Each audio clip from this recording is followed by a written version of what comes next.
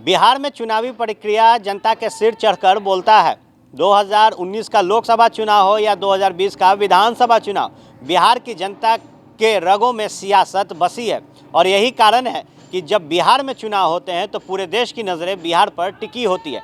कहा जाता है कि बिहार की जो सियासत है वो देश के सियासत का रूप और रेखा तय करती है। इसी क्रम में अब बिहार में जब पंचायती चुनाव की तैयारी की जा रही है और ये चुनाव अप्रैल और मई के महीने में होना है, उससे पहले सरकार ने एक बड़ा फैसला लिया है और इस फैसले के तहत ईवीएम की मंजूरी को हरी झंडी सरकार ने दी है। बिहार में पहली बार पंचायत चुनाव ईवीएम से कराया जाएगा। ईवीएम से चुनाव कराए जाने का रास्ता साफ हो गया है।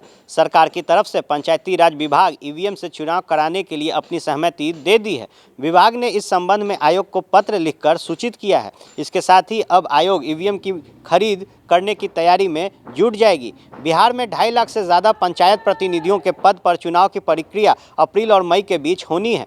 आयोग इस तैयारी में जुटा हुआ है और हर जिले में एक ही चरण के अंदर चुनाव कराने की तैयारी चल रही है। आयोग का मकसद है कि किसी जिले में आचार संहिता ज़्यादा दिनों के लिए नहीं लगाया जाए।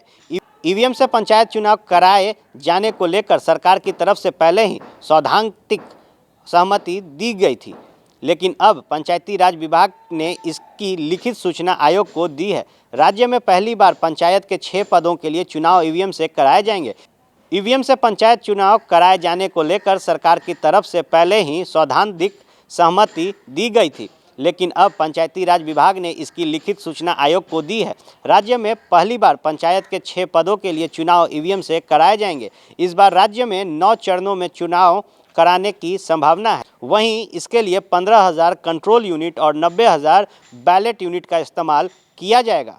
अब देखने वाली बात होगी कि जहां विगत कुछ वर्षों में ईवीएम को लेकर पूरे देश में सवाल खड़े किए गए थे कि ईवीएम हैक होता है, उसके बाद अब जब बिहार में पंचायती राज के चुनाव ईवीएम से होंगे तो भारत की जनता, देश की जनता और ख़ास तौर पर बिहार की जनता कैसे इसको देखेगी।